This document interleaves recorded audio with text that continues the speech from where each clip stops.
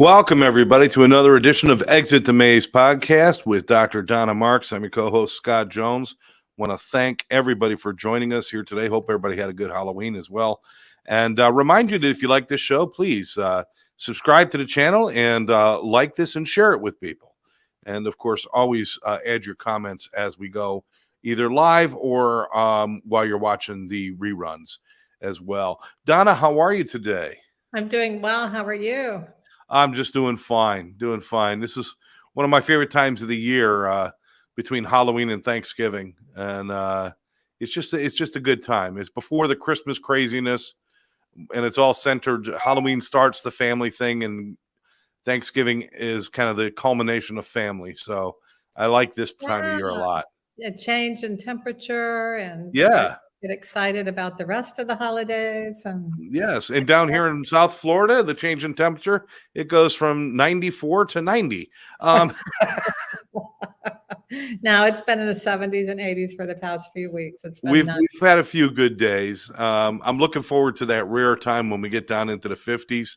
Yeah, kind of walk around. We can all pull out our boots and coats and do all of that. That really feels cool for us. Yes. Yes, but it's so refreshing. But how are you? How is the family? Great. Thank you. Everything's great. Yeah. Good. We started talking last week, and I want to continue on this conversation about, we were talking heavily about food addiction. And by the way, some of my habits that I'm trying to build now, my healthy eating habits and stuff, were challenged a little bit on Halloween when I had huge bowls of candy. And I made the mistake of buying the candy bar that I love the most, the Three Musketeers bars. And subconsciously, I saved those for last. I didn't hand those out at the beginning because I wanted leftovers. And when I was done, I ended up with 2 bags left over of this candy. And it was like, I don't even like chocolate that much, but it was just kind of a subconscious thing. Is that kind of like something that you could people get tripped up by doing those little things? Well, it sounds like the addiction was running the show. Yeah. Yeah. You probably heard a voice that said, this may not be a good idea to buy your favorites, right? Yeah. Missed it. Just missed it. But I said, the kids deserve it. The kids deserve the good stuff. And then I didn't give them the good stuff because I was trying to keep them. And then you probably heard a voice that said, get rid of it first. Maybe save one for you, but get rid of the rest. Yes. Yeah. I heard that voice. I ignored it, Donna. Well, we're illustrating how this works. We all do this. We're illustrating how it works on these other addictions where there's really only one, which is I'm trying to fill that invisible hole, that sense that something's missing. And this is memory. There's always a memory associated with that first major soothing feeling. And for a lot of people, it was when they ate food, or especially candy when they were young. It soothed them, or seemed to anyhow. Seemed to. And what I enjoyed this time, Donna, was the fact that as soon as I walked into my house after the festivities were over, because I do a whole big production. I have all my DJ equipment outside. I have fog machines and light machines, and people dance, and we have a good time. As soon as I broke all that down, I went into my house, and I was exhausted. I sat down, and I looked on the table, and there's 2 big full bags of Milky Ways. Or I'm sorry, Three Musketeers, my candy bar, Three Musketeers. And I'm like, boy, but I can't believe I did that. But knowing full well, a good part of me did that completely on purpose. If they were leftover Tootsie Rolls, they could sit there till next year. Nobody's ever going to touch them. Mm-hmm. So now I'm going to be dropping these candies off at a treatment center and sharing them with people instead of just letting them sit in my house and taunt me. Oh, you didn't eat any of them? No, I ate like 2 or 3 of them, and they were the little mini bars. So, and I always allow myself to eat 2 or 3s. I even ate 1 Tootsie Roll, and I think I ate a candy corn, which God knows why I did, because I hate them. But every year I still put one in my mouth and eat it and think it's going to be different. No, I ate a couple, but then it's like I still got these 2 big full bags that they got to go. And I just had to laugh at myself a little bit. And sometimes getting too serious about things is almost detrimental. Sometimes it's better just to laugh at ourselves a little bit and say, hey, there you go again. Let's move on and let's do something different. Right. My first book, learn from the mistake, grow from the mistake, forgive the mistake, and move on. Yeah.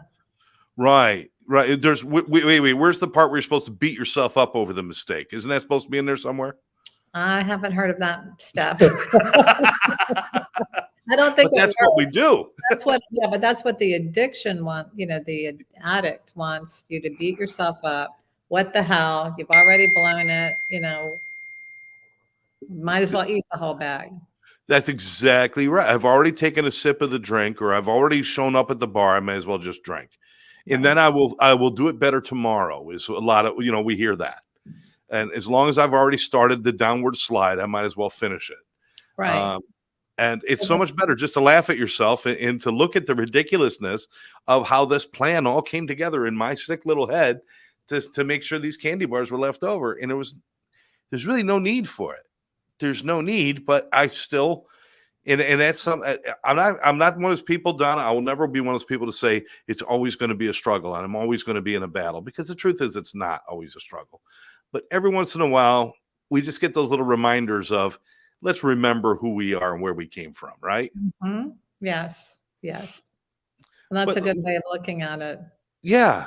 Yeah. And it is a funny story, but it could have been done. It could have done. Everybody who suffers addiction can relate to.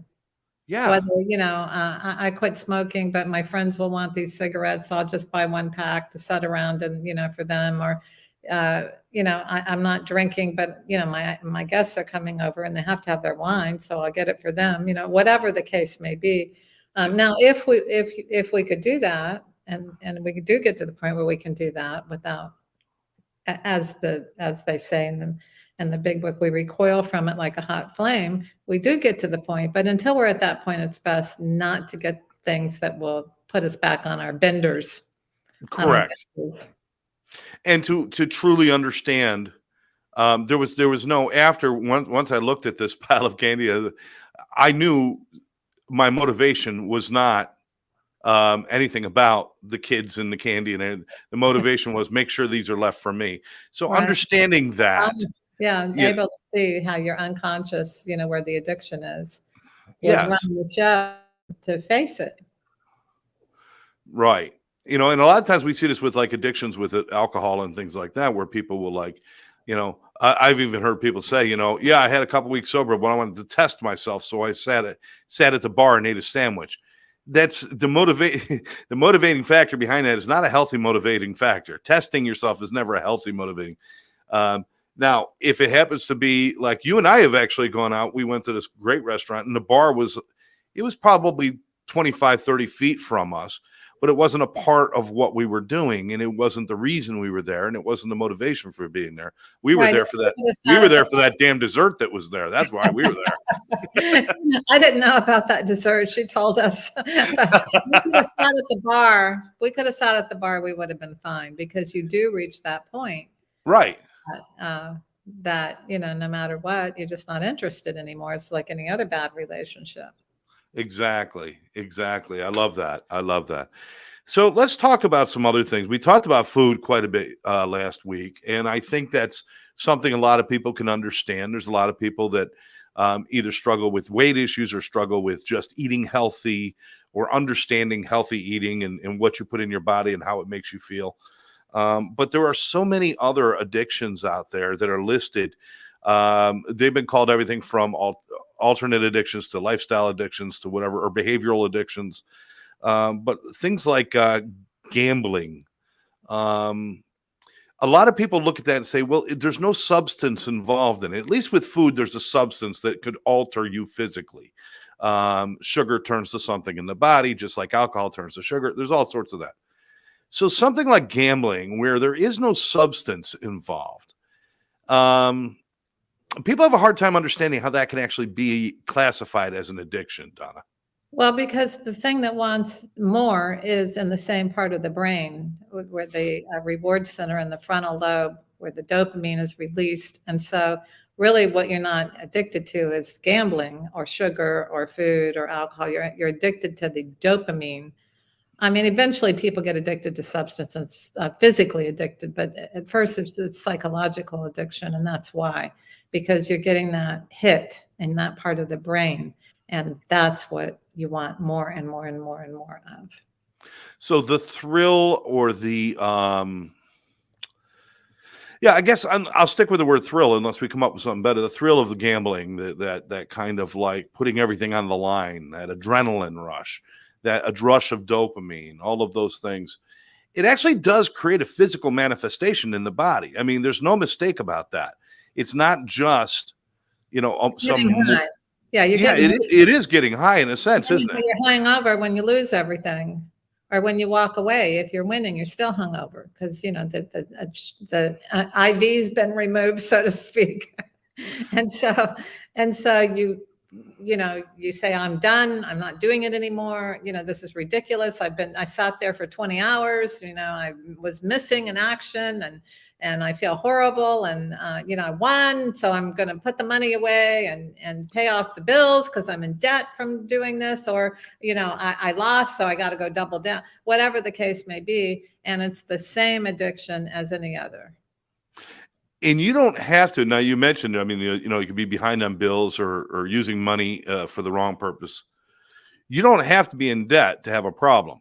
That could be the end result, Right. but it's not always. I mean, whether it's luck or just maybe there's some skill involved where you don't lose as much, but the compulsion to do it and things like lying about it and disappearing from your life and doing things like that is just as damaging as not paying your bills. Because it damages how you feel about yourself, right? Right. Well, if you have nobody to count to but yourself, that's one thing. But gamblers, who have bills to pay, or taking money from the family to spend on gambling when it's a overall loss, an occasional win, and we know that the odds are not with the gambler. No. So, I mean, there are professionals who do this for a living, and that's not what we're talking about here, because they don't have the negative consequences. This is how they have their income. So they've mastered the art of gambling in such a way that it is a profession. But most people, all the rest of us, which is probably 99.99%, who get addicted to it, are not necessarily professionals, probably aren't professionals, do not have the same sense of control, and have lost control, which is one of the negative consequences. That you're even trying to control how much you spend on gambling would indicate that you are a gambler. That is a negative consequence in itself. So you're taking money that you could be saving, even if you're alone, or investing, or buying something that will increase in value. Or if you have a family, you're taking those funds from the family to spend on a habit, on an addiction. And that is in itself a negative consequence.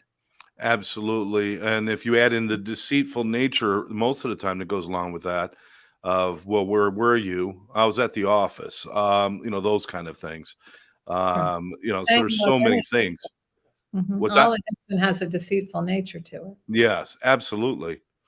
Now, when we're talking about this, I want people to understand. I mean, you and I have been honest about our past, and that we both had issues, and mine with alcohol and drugs, and but then I also had periods of time where I did fall into gambling. I lived a half hour from Atlantic City, so it was quite convenient to gamble, and I spent many months in the basement of the Borgata playing cards and doing things like that, and not being a good card player, not even losing a lot of money, but it was simply about the obsessive nature of it. And that it gave me a rush just to go there. I'd walk in, it would be like walking into a bar. I'd just immediately feel that something, that rush of adrenaline. Surge. Yes, the surge. I couldn't get it from anything else. You're alive. What's that? That feeling of alive. Yeah. Oh, yeah. Absolutely. Absolutely. So I understand that. And although it didn't, the grip it had on me wasn't anywhere near what alcohol and drugs had on me, and simply because I did pull myself away from it. But then I fell into other habits and things that became addictive that I had to keep recognizing. It's like, wow, I'm just jumping from one snake pit into the other. It would be shopping for a while. where I would start spending money I didn't have just because I had to have more things. I had things in my closet that I never have. I mean, this sounds weird for a guy, but guys do it as much as women.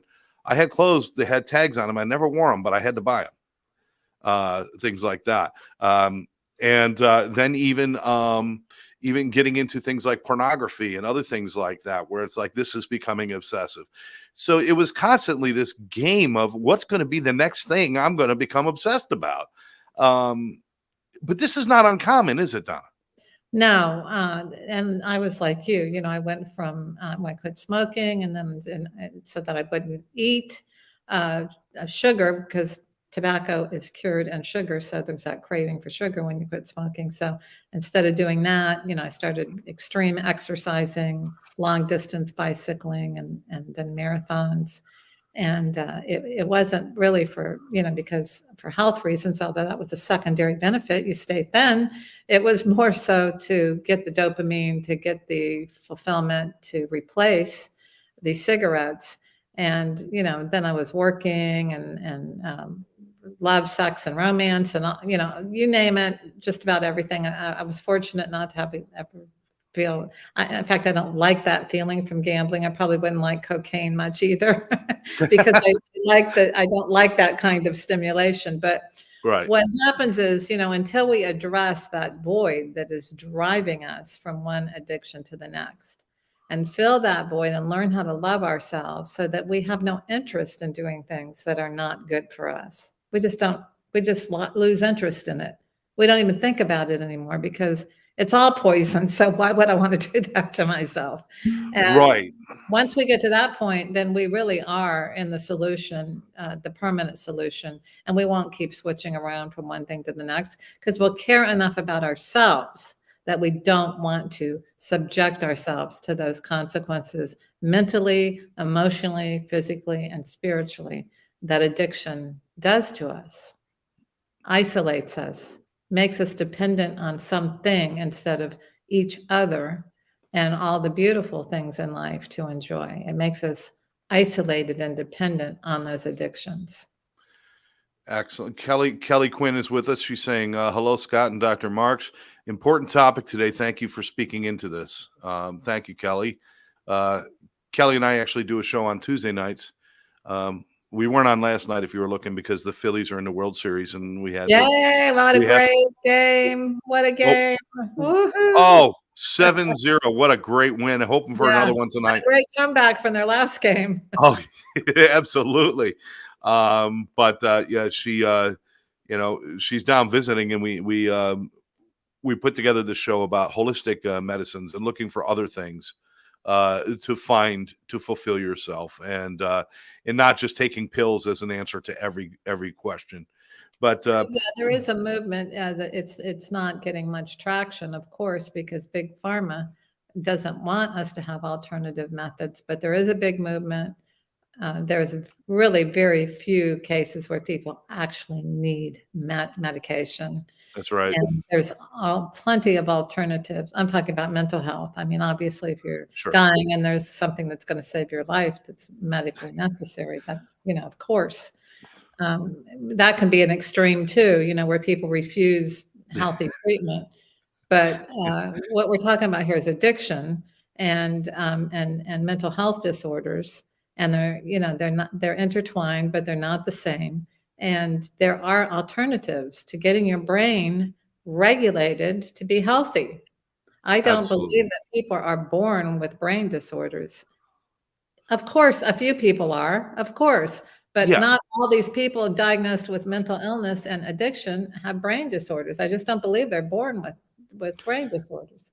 I don't believe so either. And I think that's part of the, that's a whole new conversation that we can have. Whereas if you go by the decades, you could actually identify different things. There was something called manic depressive. They used to diagnose everybody. This was back in the 70s and 80s. Everyone was manic depressive. And after that, bipolar started coming. Everybody was bipolar. And then every child who doesn't pay attention is ADD. And let's put them on Ritalin and these other medicines. Other addictive medicines. Yeah. And it's like these things, they come up and they're popular. And it's all, I'm not a conspiracy theorist, but I could almost think Big Pharma is sitting there saying, "What's the next disease we're going to come up with so that we can sell more drugs?" Well, these class action lawsuits, like there was somebody sent me an article this morning on opiates. Let's see, what was it? 13 billion settlement by just CVS, Walmart, and other pharmacies are paying huge sums of money. And this is really interesting because you can go after the pharmaceuticals, but it's kind of like once you hit the dealers, that's where you put the manufacturers out of business. Yeah, Don't exactly. go for the manufacturers anymore. Go for the dealers. And that's what these class action lawsuits are doing. They're holding the pharmacists, the pharmacies responsible for addiction. And when are the doctors going to be reviewed for obsessive prescriptions? Well, they are being reviewed. One here in Palm Beach recently lost his license for well, I think they got him on fraud, but there's just, they are losing their licenses, and people are being more and more careful. And so this is good because there's a huge opiate addiction problem. And getting addicted to opiates is not like just going off of alcohol. It is a nightmare. And the same thing with antidepressants. Even though they're not psychologically addictive, try getting off of most of them. These people go through pure hell. Absolutely. They're physically addicted, and they go through pure hell. Absolutely. Kelly's chiming in, and she agree, Scott and Dr. Marks. There's so many alternative options for various health concerns instead of allopathic methods that have side effects as well. I mean, we're not just talking about becoming addicted. There are many side effects to these things too. Absolutely. We got half the nations walking around like zombies because they're overly medicated. They're zombies. They have weight gain.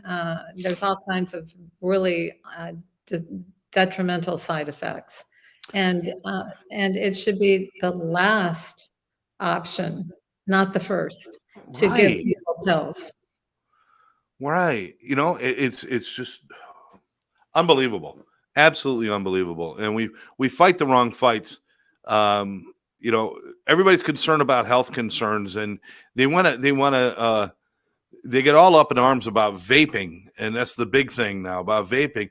But yet they still continue to back the sale and promotion of cigarettes. And you don't tell me they're making so much money off of it. They don't want to end selling cigarettes. There's not a redeeming quality to a cigarette. And I'm not saying we should take cigarettes away from people. It's their right. But how can we go after one thing and then allow another thing to just keep going prolifically? The only reason is because it is somehow embedded into our economy. And they need that. I don't know. I mean, feel like we should, you can't legalize some drugs and not others. So I personally think all drugs should be legalized, but not given for free. You don't give free alcohol to alcoholics to keep them from stealing from people. You don't give cigarette smokers free cigarettes to keep them from stealing. So this crazy, insane stuff of giving people needles and heroin and all that, and then they can't function. But if all drugs were legalized, taxed, and paid for by the consumer, then you could use all that tax money for prevention. And prevention starts in the womb. It starts how you're feeding that baby before and nourishing that baby before its brain is here. While it's developing, and then the psychological components of creating a child that feels full of love. And they go to the party and they may get offered something, and even if they try it, they don't like the way it makes them feel because there's nothing missing in them. They already feel good about themselves. So this is where we could put money and turn prisons into treatment facilities instead of prisons. And there's so many wonderful things we could do with the legalization of all drugs. Of course, this is not a popular idea at all, but I'm going to keep talking about it anyhow. That's what we're here to do, is to give them alternative ideas, because what we're doing doesn't work. What we're doing is, we're still, we're still trying to save the horses after the barn is already burned down. We're not, we're not thinking ahead. And We've got getting these. treatment because they don't recognize there's one addiction. Until they do, and help people to understand that, people are going to continue to relapse at these exponential numbers. Is it hard for people to understand it as one problem or one addiction because it manifests differently in every person? Is that why it's hard to understand it? Because some people it goes to alcohol, some people they go to. I mean, I like you. I mean, did I try cocaine? Yeah. Did I like it? I didn't like it at all. Alcohol was the thing for me. So why is everybody a little bit different? And maybe that's why we have a hard time understanding it. It all has one basis, whether it's sex, shopping, gambling, food, uh, alcohol, opiates, whatever it might be. It's got all one base. Right. But it's hard to understand because it manifests differently in so many different areas. Right. Maybe So that's why we're getting lost in translation. yeah, it kind of depends on your template, Yeah. what you grew up, and like people who tend to have sex addiction problems did not get nurturing like other people who don't tend to have sex addictions. Right. So, it depends on these kinds of things. But I want to talk about pornography for a moment because I'm working with Yes, several please. people, and it's the exact same. I made a commitment not to do it. All of a sudden, I'm at my desk, and it crosses my mind, go on the site, and I know I had a plan in place not to do it and to do something else, but that urge came over me. Before I know it, I've done it. I'm finished. At first, I don't feel so bad about it. The second time, I'm like, oh, I shouldn't have done that. The third time, I feel really horrible. It's affecting the relationship. My guy or my girl, wonders why I don't want to have sex, or why, I'm not having an orgasm, why it's a marathon. There's just so many negative consequences, and it is one of the most serious problems right now. I have an article here that I think there's like 35,000 hits per minute on porn Per sites minute? during the day. Jeez. But I'm going to tell you for sure. 30. I just the concept of that much activity going on during the workday. Every second, $3,075 are spent on adult content. More than 28,000 internet users are viewing it. This is every second, not minute. Sorry, second. Wow. 372 internet users are typing adult terms into search engines to find it, and every 39 seconds, a new pornographic video is produced in the United States. This is a huge work problem. People are going into their cars, into the bathroom, into their offices, having sex during the day. Of course, we all know that, for women, it elevates your energy, but for men, it depletes your energy. And just the time taken, even if it's 5 minutes that you're supposed to be working and concentrating on a project, this is one of our most serious addiction problems right now. 70% of online porn access occurs during 9 to 5. 70%. Wow. 20% of men and 13% of women admit they download porn at work. That's amazing. A huge problem. I can imagine the number of careers that have been ruined and jobs that have been lost and families that have been financially put into crisis because of this. I can only imagine because I don't. The embarrassment. Oh God, we're not even talking about that yet. I mean, that's got to be astronomical. It's almost easier to walk up to somebody and say, I'm addicted to crack than to tell them that I can't stop watching porn. Right. And here's the problem. Big problem. It's one thing when a guy's in his 20s, early 30s. Okay. But what happens, it's like any other addiction. The more you do it, the more you need. And eventually you need more of a hit. Say you're 35, 40. Now you're chatting in the chat rooms. Then you're meeting in person with hookers. And, that's where your career really gets derailed, because eventually somebody finds out, or you get arrested, or your wife sees the credit card statement and goes, "What is this? I checked Yeah. it out, and it is not TD International." It's and or they get arrested. We have Yeah.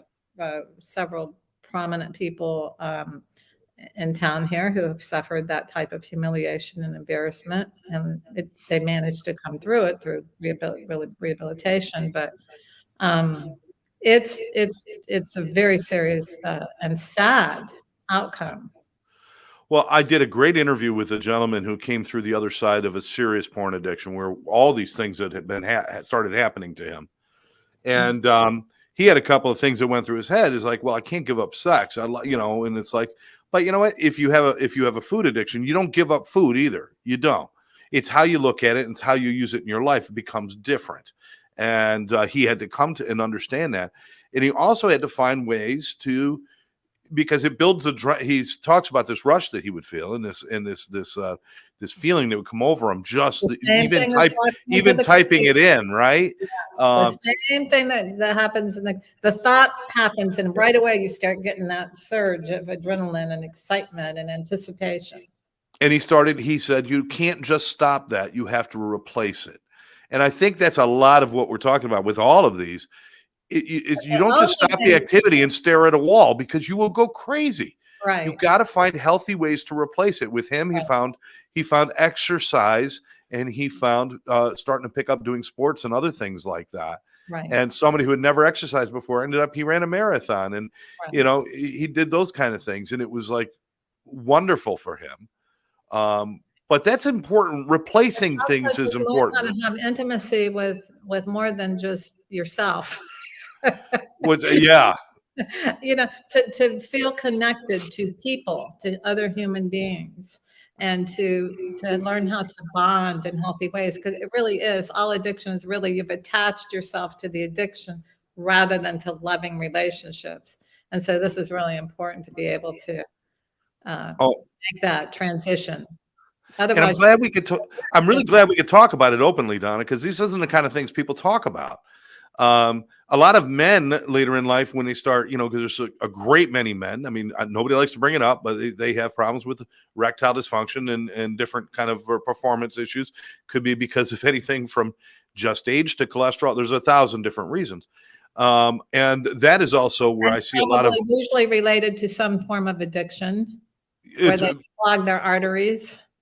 Yeah, certainly. Certainly could be years of using or alcohol abuse or different things.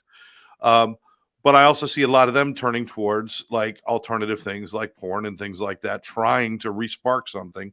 So, I mean, there's 1,000 reasons that people get involved in this. But it really comes down to the one thing is you're not fulfilled, which I think is what you're talking about from the very beginning of all this is you're missing something, and it's that self-love where you're okay. Right. Well, there's also masturbation, and then there's porn. And, before porn, people use their imaginations. So, masturbating in itself can be an addiction, but someone who is alone, who does have a sexual need or drive, and does not want to just go out and hook up with somebody they barely know and deal with all the after effects of that, there's a normality to masturbating for men and women, but that's not really what we're talking about here. No. We're talking about someone who cannot control their pornography addiction. And it's more about that rush, that dopamine, that reward center, than it is about sex. And the negative consequences build and build, and the bar goes higher and higher and higher for what it takes to get off. And so you're going down that rabbit hole once again to self-destruction. And that's really, we're not judging anybody. We don't care who does what, but we're trying to help inspire people to find alternatives to feeling good about themselves that won't put them in jail, divorce, dysfunctional family, abusive situations, and financial devastation and humiliation. That's all we're trying to do here. We're not judging anybody's sexual behavior. We're trying to inspire people to make healthy, loving choices for themselves and other people. Now there are things like Sex and Love Anonymous. There are groups that have self-help groups. I know there's a great many therapists that deal with this kind of addiction. If you're dealing with sex and porn addiction, or it's important that you find somebody to talk to. Well, there's Um, the 12-step meetings for SLA are very good. In Palm Beach County, I know you're down in Broward, but in Palm yeah, Beach County, we have great meetings. I've been to them. They're fabulous meetings. And the core group has been going on for like 20 plus years. So you're getting some solid recovery in those situations. But there's also plenty of meetings online. And if you want to be more anonymous about it, you can do that as well. absolutely. And of course, we always, if private therapy is your bag, then please do that. But don't let the shame, which I know that everybody feels when they're That's dealing with something, especially sensitive like this. Don't let that shame stop you from moving forward and right. reclaiming your life. I mean, Right. That's social conditioning and religious stuff, and then we can't really, our addiction will hook onto that to keep sure. from getting help. But there's like John Jameson down in your neck of the woods, and he's right there in Fort Lauderdale. He's one of the leading people on sex and love addiction. I know him. He's just a great guy. He has support groups in his, group therapy for people who, I mean, eventually they wind up going to the 12-step meetings because they like it. It's just like AA. It gives you a life again with people who understand, aren't judging you. And they have barbecues and conferences and everything, just like AA. It's wonderful. And there's plenty of help available. And the more you fill yourself up with really wonderful social activities and people and love, you're not going to be as inclined to even want to do these kinds of things. You go, no, I don't want to do that. I don't want to get drunk anymore. I don't want to be on that site anymore. It just Right. isn't working out for me to do that. Right. I think the big thing is, like you said, when you build that kind of like a network of people and fellowship, uh, the idea of being isolated just isn't as attractive anymore. And isolation is a big part of a lot of these addictions, isn't it? Oh, it's the main component of all of it. Isolation, which only makes that invisible hole, that void, that feeling that something is missing even greater. It makes it's even worse because what are you doing other than sitting around in this void and the abyss, I call it. Mm. And, your mind's going to be scanning for how do I get rid of this feeling, this disconnect? When I'm high, I feel connected. Whether I am or not, I feel that way. You feel that way, yeah, yeah.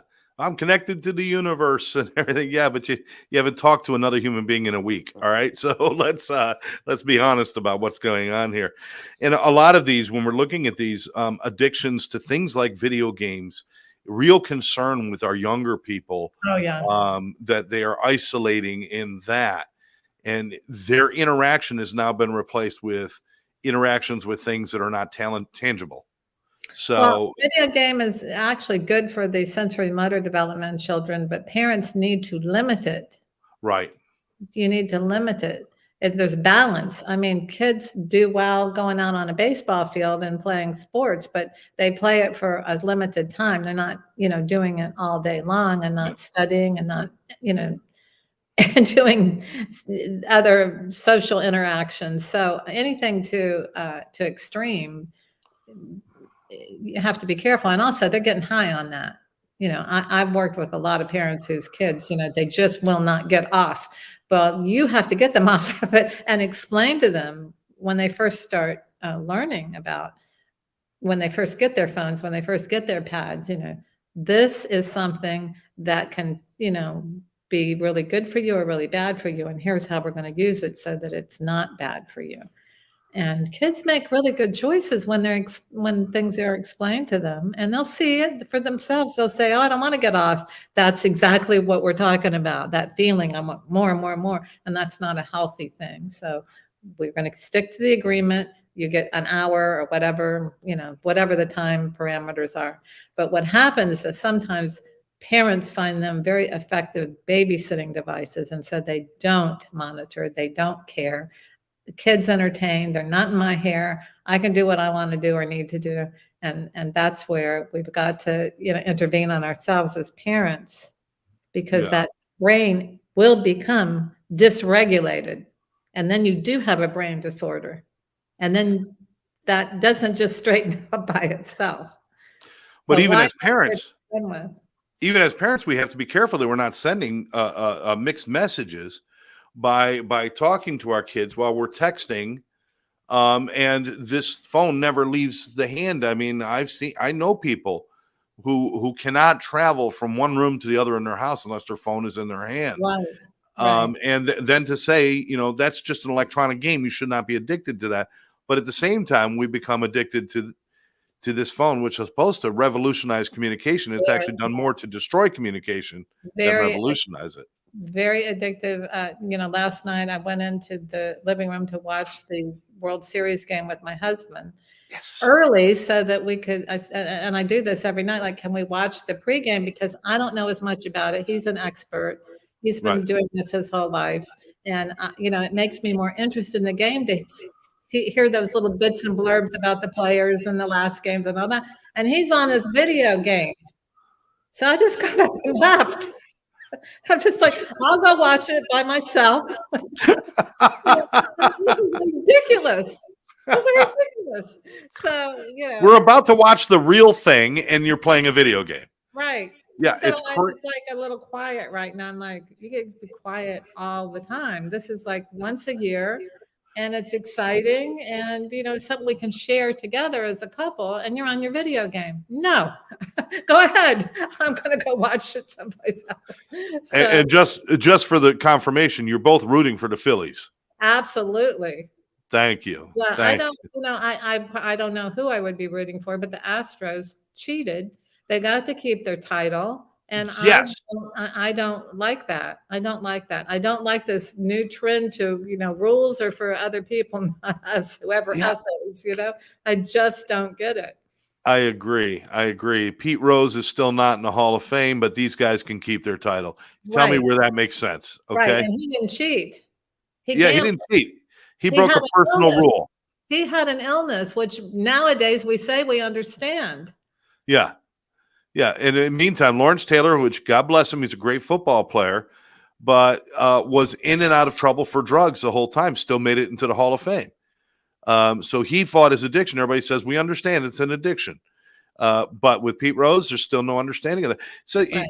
this double standard that we see all the time sends such mixed messages to people. We're not all on the same page. We're not all having open conversations about this stuff. Right. Well, Whether it's two issues. It's two issues. When it comes to addiction, it's ignorant that they don't understand that someone who'd risk their career to gamble has an addiction. yeah, So that addiction is no different than someone who's on and off of drugs and, you know, whatever else that guy was doing. That's one component. But then there's also rules. There's rules. And when you cheat in the World Series and don't have adequate consequences, you have a bunch of conversation and one person gets fired and blah, blah, blah. You know, you actually get to keep the title that you stole. You know, this is like a trend in a lot of areas, and it just is not working. it's not. So no, I'm not going to root for the Astros. It's good. Thank you. And I love Texans. It's not about Texas. I've been a Phillies fan for God. Aren't you from there? I lived 20 years in Philly in the New Jersey area, and was complete people. Phillies fan. Great people. When I used to own an ice cream parlor, I could always tell they were either from New Jersey, Philadelphia, or Chicago. The people were so nice. Yeah. I always say, you're from here, here, here. How'd you know? Because the way you're treating the staff. That's how I know. That's great. Wow. I mean, time just flies by, Donna. There's so much more. We're going to have to pick up more of this next time. But I just one last question on the video games. Understanding that kids can become addicted to them, or adults, let's just forget people can become addicted, because I know a lot of adults who are still like so obsessed with their video games that they don't clean their house, they don't take care of themselves, they don't do that, but they'll sit there and they'll make sure they're buying new components every day for their video games and their gaming systems. Does the violence in those things contribute more to the chemistry and the addiction, like the extreme nature of the violence that they can now have and use on these internet games? I actually don't know. I have read a couple articles about it, and some say yes, and some say no. I think most people know the difference between shooting a person and shooting, action figures. Right. But again, that's a parental responsibility to say, this is not something we want you to watch because it's violent, and violence is not normal, nor should it be all that entertaining, that you're going to do it 4 or 5, 6 hours. So again, parents need to monitor and understand what their kids are doing. Absolutely. Yeah. And if anybody has any problems, please reach out. Go to drdonnamarks.com and certainly check out Exit the Maze book, which is in its reprint, and you can pre-order it. It'll be available in just several weeks. It's coming up quick. December 13th. Yes, it'll be out before Christmas. Make the great Christmas gift for yourself or for anybody else who wants to learn about addiction. And also Dr. Marks is a great resource for getting information about who to turn to and what to do. You could also reach out to us at atceducation.com or addictiontrainingcenter.com. And if you have any questions about treatment centers and facilities and things like that, if you want to check out some of our trainings, we've got Dr. Marks's trainings from Exit the Maze, our trainings from intervention trainings. But if you're just really looking for information, holistic healing the brain training. Yes, absolutely. Just if you want to reach out, ask questions. Ask questions. If you're concerned about yourself, you're concerned about a loved one, waiting till tomorrow, it doesn't work anymore. It doesn't work anymore. With things like fentanyl and everything out there, there is no tomorrow. If you know somebody who has a problem, just think of it this way: they're standing on a bridge and they're about to jump. You don't go eat dinner and then deal with it afterwards. You deal with it now. Give us a call. Right. Yeah, it probably sounds a little extreme, but that's kind of what we're facing now, right? Exactly right. Yeah. But ask questions. Ask questions. Donna, you answer questions all the time, right? Yes, absolutely. I get emails. I got an email recently because I was on Real American News last Thursday morning, and somebody watching it, I was talking about fentanyl and opioids and all that, and somebody watching it said, he'd been in severe pain. This is the other extreme. He'd been in severe pain after having back surgery, and the doctors would not prescribe him pain medication, just Tylenol and Advil. Now that's really crazy. That's just crazy. Yeah. So, balance and common sense and all. What the reason people were getting addicted to opiates, because they were being put on it for permanent pain management. They still are in some cases, private pain clinics and all. But somebody who's had major surgery needs more than Advil and Tylenol most of the time. So this is another extreme, and we don't want to be like the Salem witch hunt and go radical on anything. No, not at all. Not at all. I mean, I've met those people, Donna, who said, I would never take a pain med ever. I will never, ever. And I say, listen, after the meeting, come on outside. I'm going to slam your hand in my car door. Then we'll have this conversation. There are times when it is necessary. Right. But there must be guidelines as far as the time of usage. There must be further evaluation of the symptomologies and of the cause of the problems before you prescribe. Right. Not just, if my head hurts, take a pill. Right. Why is your head hurting? We need to figure those things out first. I had a relative had knee replacement surgery, got 2 prescriptions, 90 Percocet each prescription. 180 Percocet. Wow. That's just pure insanity. I've got a friend of mine who just like in the movie Dope Sick, which is about the lost, the huge opiate epidemic. Lawsuit against Sacklers and all that. Just like in there, they said they still are doing it in some hospitals. You must take this medication, or you won't be able to do the physical therapy, and you'll get addicted to the pain medication if you don't take all this pain medication that we're prescribed. It is like bizarre. It's crazy. It's crazy. A friend of mine had a hip replacement. First thing they said was, you may experience extreme pain, so we're going to prescribe you this. Now, the word there was may. And he said, well, I may not then, right? And he goes, well, some people do and some people don't. He goes, well, then give me Tylenol. And if it gets extreme, I'll call you. But don't give me a prescription. And I love this guy, and he's my hero because he went back. He goes, the times that I had pain, 99% of the pain was reduced by Tylenol, and at least numb to the point where it's like, listen, if you're going to have a hip replaced, expect discomfort. I'm sorry. Exactly. Expect some discomfort. Right. And he's doing great, but he didn't want to put that stuff in his body, especially when they were so blatant about, you might not need this, but here you go. You could have it anyway. We got to be much more careful than that, I think. Yeah, absolutely. Bad messages. Donna, so much to cover. We're going to have to pick this up again next week. And I look forward to it as always. Me too. Any final thoughts on everything we talked about today? Choose love, not addiction. Peace. I love that. Choose love. That's a t-shirt right there. We got to make that t-shirt. Okay. That'll be the t-shirt for our podcast right there. Choose love, not addiction. Yeah. All right. I want to thank everybody for joining us. And again, if you're watching this in a replay or if you happen to be joining us live, make sure you share this with your friends. Reach out to us, drdonnamarks.com or addictiontrainingcenter.com, or you can check out our Facebook pages. But we look forward to hearing from you. And if there's something you would like to talk about, or if you'd like to be a guest on our show, please let us know. In the meantime, we'll be back every Wednesday at 1:00. Donna, once again, thank you. Thank you. Have a great week. You too. We'll catch you next time right here on Exit the Maze podcast.